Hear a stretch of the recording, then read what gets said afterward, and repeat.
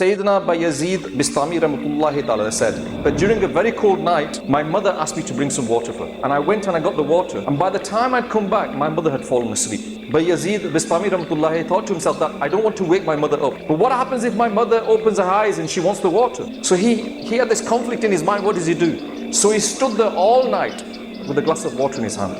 And it was a very cold night. And it says that when his mother eventually woke up and she saw her son in front of her, she said to him, "Beta, what are you doing? My son, what are you doing?" And he said, "Mother, you told me to bring some water. I'm here with this water."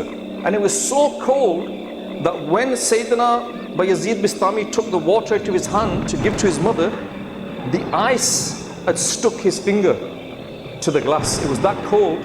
And so when the glass was taken away from his hand, it ripped the skin off his hand and blood started coming out of his fingers. She lifted her hands and said, "Ya Allah Azza wa Jal, I am pleased with my son. Ya Allah, I beg you to also be pleased with my son as well." This is an example of how we should respect our parents. And they say that if a mother does a dua for you, then how lucky you are. Allah Azza wa Jal says to us in the Quran, "And treat parents with goodness. If one of them or both of them reach old age in front of you, do not even say uff to them. Do not scold them, and speak to them words of respect.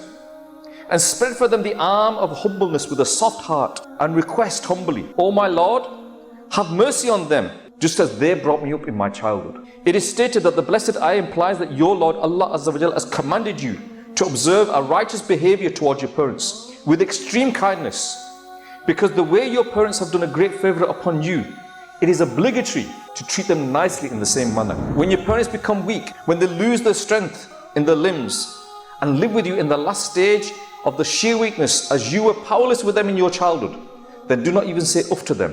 Do not rebuke them. Talk to them gracefully and politely and address them with great manners.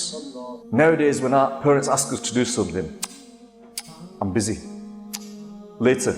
Think about how many times we disrespect our parents with these simple words. And then when our parents get old and get weak and they cannot do things for themselves, then we start complaining. "Why don't you do it for yourself? Can't you do it yourself?"